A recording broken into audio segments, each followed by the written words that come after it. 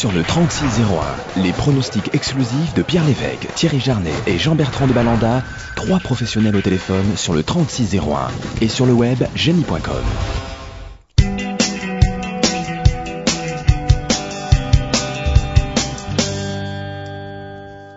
Allez, on se retrouve pour aborder la candidature du numéro 10, le Haut d'Anjou, qui vient d'être arrêté pour sa rentrée à la sortie du dernier tournant. Oui, ce qui n'est pas très encourageant. Le concernant, surtout après une longue interruption de carrière, je pense qu'il manque encore de compétition et c'est logique. C'est un cheval qui avait de la qualité par le passé, mais qui a eu quelques petits problèmes de santé, ce qui l'empêche vraiment d'évoluer à son meilleur niveau à revoir. On attend encore avant de le retenir, celui-là? Je pense que c'est encore trop tôt. Il était à court de conditions. La dernière fois, il était arrêté donc à la sortie du tournant final. Il a prouvé sinon l'année dernière qu'il avait son mot à dire dans les premières épreuves de handicap divisé, mais on va encore le laisser progresser au niveau de sa forme. Le 11, c'est Villesse de Condé. Alors celui-là, il est extrêmement régulier sur le steeple et cette fois-ci, il fait un petit tour en haie. Ouais, il fait un petit tour en S, Villesse de Condé. Il manque de référence quand même dans la discipline des S, c'est pour ça que je ne l'ai pas retenu. Maintenant, c'est vrai qu'il est en forme, il fait preuve d'une belle constance. Bon, il n'a pas couru depuis le 26 juin dernier, mais bon, devrait pas être ridicule à mon avis. Mais je préfère attendre et le revoir quand même en steeple. Christophe? Oui, c'est vrai qu'il a quand même montré de gros moyens sur le steeple. Il n'a pas couru en haie depuis pas loin de 2 ans, si je ne m'abuse. Bon, malgré tout, ses performances plaident quand même en sa faveur. Ce serait logique de le retenir quand même.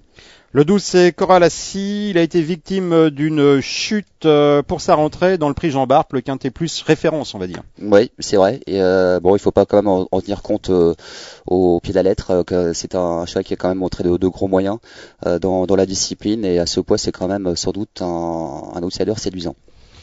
Julien? Je l'ai retenu, Coralassi. Il faudra surveiller la météo avec ce cheval qui est surtout à l'aise dans les terrains vraiment profonds. Ce sera peut-être pas le cas, c'est ça qui m'inquiète un petit peu, sinon on ne le condamne pas bien sûr sur sa chute dernièrement dans le prix Jean Bart où il effectuait sa réapparition. Si quelques pluies venaient à s'abattre sur la région parisienne, à mon avis c'est vraiment un possible trouble fait. Le 13, c'est Charan, il a 9 ans et ça fait 18 mois qu'il n'a pas couru, Julien. 18 mois voilà qu'il n'a pas couru et en théorie il me paraît barré face à de tels adversaires. Je n'ai pas mis longtemps à l'écarter. Christophe? Oui, moi aussi, j'ai pas tergiversé sur sa candidature. Je l'ai passé à la trappe. En rail, le 14, c'est Libermont, le premier représentant de notre consultant Jean-Bertrand de Balanda. Il a été décevant au printemps sur le steeple et là il fait sa rentrée sur les balais. Oui, je pense que son entraîneur n'a pas eu le choix des engagements, c'est pour ça qu'on tente le coup dans ce Quintet Plus, mais on a sans doute quelques engagements en vue sur le steeple dans les semaines à venir. Julien? Oui, à mon avis, peu d'ambition pour ce Quintet. C'est surtout, à mon avis, une remise en route pour de prochains engagements en steeple, seulement un pointé des jumelles. Le deuxième atout de Jean-Bertrand de Balanda, c'est le 15, le Streza. Il a été remarquable dans le prix Jean Bart en s'adjugeant l'accessite d'honneur. Derrière Néander, c'est vrai, c'était vraiment bien ce jour-là. Il court bien frais, il l'a encore prouvé ce jour-là. Bon là, la distance est un petit peu plus longue, 3900 mètres pour ce cheval qui va devant, mais ça ne va pas être forcément un problème. Il a déjà bien fait sur les tracés vraiment de longue haleine. Il aime bien galoper tout de suite dans le groupe de tête. Sa position est correcte comme ça avec 64,5 kg. Il manque souvent de la petite étincelle pour monter sur la plus haute marge du podium, mais pour une place, c'est vraiment très bien. C'est vrai qu'ils sont bien placés au poids. Oui, tout à fait, mais il tombe toujours sur un os pour la victoire, c'est bien dommage parce qu'il mériterait de remporter une telle course.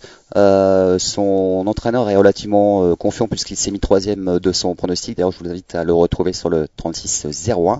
Et donc pour les places, c'est quand même une chance tout à fait régulière. Mais pour la victoire, il manque encore effectivement la petite étincelle, comme l'a dit Julien. Le prono de Jean-Bertrand de Balanda, vous pouvez également le retrouver sur génie.com si vous êtes abonné. Et c'est pas cher, vous allez voir.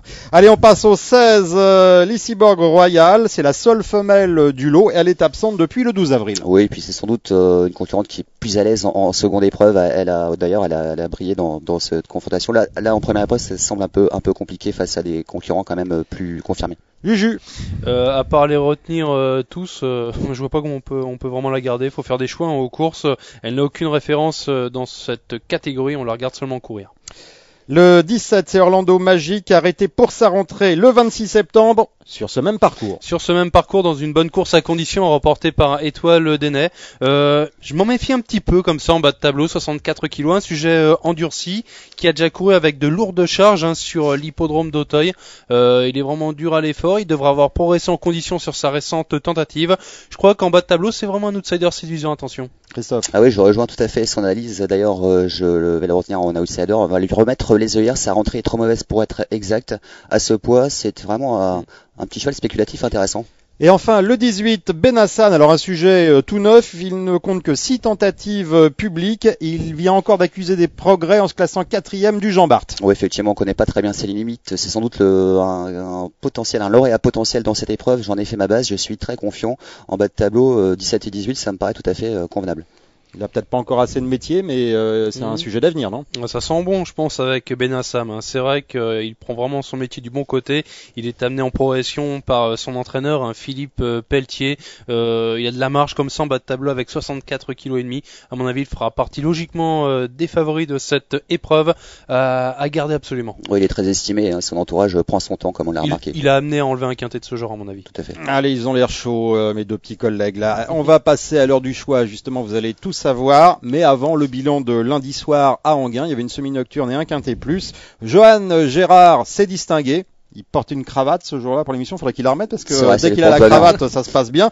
Sa base, c'était Paradise Island 5e à 11 contre 1. Pour une base à 11 contre 1, c'est pas mal. Et comme outsider, c'était Princesse Étoilée, 2e à 13 contre 1. Et il porte bien la cravate en plus. Bravo Johan, et belle cravate. Belle cravate, ouais. Tiens, Christophe, votre base pour ce quintet de mercredi à Auteuil. Vous l'aurez compris, donc c'est le bottom weight de l'épreuve, le numéro 18, Benassan. Ok, Julien Van Den Doren. J'ai fait confiance à un de ses aînés avec le 2, Lord Mirand, bien sûr l'un des concurrents de classe du lot. Ok, très bien. Un outsider, Julien. Outsider, j'aime beaucoup le numéro 8, Michello, qui, pour cette apparition dans la catégorie des handicaps, eh bien, il devrait être loin d'être ridicule, à mon avis.